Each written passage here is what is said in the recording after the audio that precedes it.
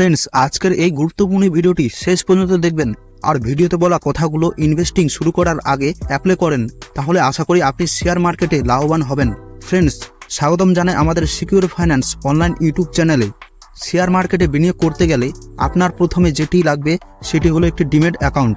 অনেক broker company আছে যেখানে আপনি ফ্রিতে ডিমেট অ্যাকাউন্ট করতে পারেন। যেমন জনপ্রিয় কয়েকটি broker company grow, Angel one, Zerodha. এই ডিমেট অ্যাকাউন্টের মাধ্যমে আপনি যে কোনো কোম্পানির শেয়ারকে কিনতে পারবেন এবং বিক্রি করতে পারবেন। ডিমেট অ্যাকাউন্ট খুলতে কী ডকুমেন্টস লাগে?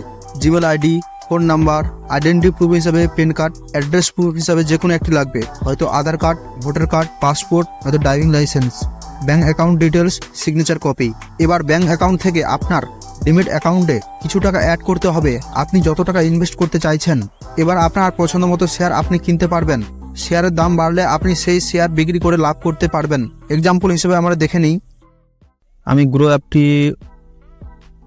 ওপেন করে নিচ্ছি। আপনারা হয়তো দেখতে পাচ্ছেন আমি কিছুদিন আগে 10টি শেয়ার বাই করেছিলাম। ইনভেস্ট করেছিলাম 803 টাকা। এখন তা বেড়ে টোটাল হয়েছে 892 টাকা 50 পয়সা। পাঞ্জাব ন্যাশনাল ব্যাংকের 10টি শেয়ার। এখন শেয়ারের প্রাইস চলছে 89 টাকা 25 পয়সা। এটা গতকালকের, আজকে স্যাটারডে, আজকে স্টক মার্কেট বন্ধ আছে। আপনারা হয়তো দেখতে পাচ্ছেন গতকাল গ্রাফ ডাউনে গিয়েছে। আজ থেকে প্রায় 26-27 দিন আগে এগুলোতে বাই করেছিলাম। এখন হচ্ছে শেয়ারের প্রাইস গিয়েছে 89 টাকা 25 পয়সা।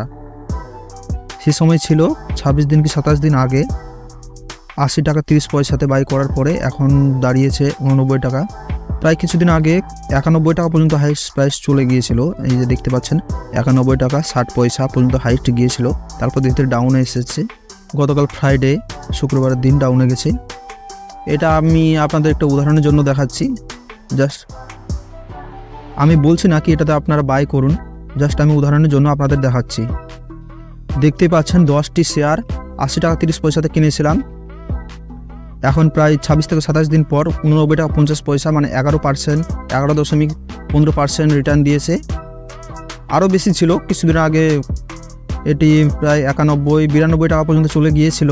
এটা দেখানোর অর্থ এটাই যে শেয়ার আপ ডাউন হতেই থাকবে। আপনারা ধৈর্য ধরে প্রায় 2 বছর 3 বছর পর্যন্ত বাই করে রাখেন, তাহলে আপনারা বুঝতে পারবেন। এই পিএমবির পাঞ্জাব ন্যাশনাল ব্যাংকের স্টকটি 1 বছরে 67.45% রিটার্ন দিয়েছে। তখন শেয়ারের প্রাইসটি ছিল প্রায় 56 টাকা 75 পয়সা। এখন তো 89 টাকা 25 পয়সা। আমি বলছি না কি এটাতে আপনারা বাই করুন, আশা করি বুঝতে পেরেছেন। শেয়ার মার্কেটে বিনিয়োগ শুরু করার আগে এই বিষয়গুলি অবশ্যই জেনে রাখুন। যতটা সম্ভব পারুন শেয়ার মার্কেট সম্পর্কে জানুন। মার্কেট কিভাবে কাজ করে সে সম্পর্কে শিখুন। কোম্পানির ফান্ডামেন্টাল অ্যানালাইসিস করা শিখুন। শেয়ার মার্কেট যেহেতু ঝুঁকিপূর্ণ জায়গা, তাই কখনো আপনার সমস্ত জমানো টাকা এখানে ইনভেস্ট করবেন না। শুধুমাত্র আপনার অতিরিক্ত টাকাই এখানে বিনিয়োগ করুন। সর্বদা আপনার রিস্ক ম্যানেজমেন্ট করে চলতে হবে, অর্থাৎ কোনো একটি কোম্পানিকে ভরসা করে আপনি সমস্ত টাকা সেই কোম্পানিতে ইনভেস্ট করে দেবেন না। আপনি 30,000 টাকা স্টক মার্কেটে ইনভেস্ট করতে চান, তাহলে একটি কোম্পানিতে 30,000 টাকা ইনভেস্ট করবেন না। মিনিমাম 6 থেকে 7টি ভালো ভালো কোম্পানি বাছাই করবেন, সেখানে ইনভেস্ট করবেন। এই 6 থেকে 7টি কোম্পানির মধ্যে যে কোনো 1 থেকে 2টি কোম্পানি যদিও ডাউনে চলে যায়, তাহলে আপনার পোর্টফোলিও সর্বদাই ডাউনে যাবে না, কারণ অন্য কোম্পানিগুলো প্রফিট দিতে শুরু করবে। নতুনরা কখনোই শুরুতে ট্রেডিং করবেন না। আপনি শর্ট টার্ম অথবা লং টার্ম ইনভেস্টিং দিয়ে শুরু করুন।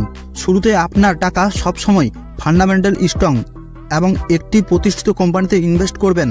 কোনো পেনি স্টকে ইনভেস্ট করবেন না। আপনি স্টক মার্কেটে নতুন হন বা এক্সপিরিয়েন্স করতে চান, তাহলে অপশন ট্রেডিং ও ইন্টারডে ট্রেডিং থেকে দূরে থাকাই ভালো। প্রতিদিন ইনকাম ও খুব তাড়াতাড়ি ধনী হওয়ার আশায় আপনার মূল্যবান টাকা কখনো রিস্কে ফেলবেন না।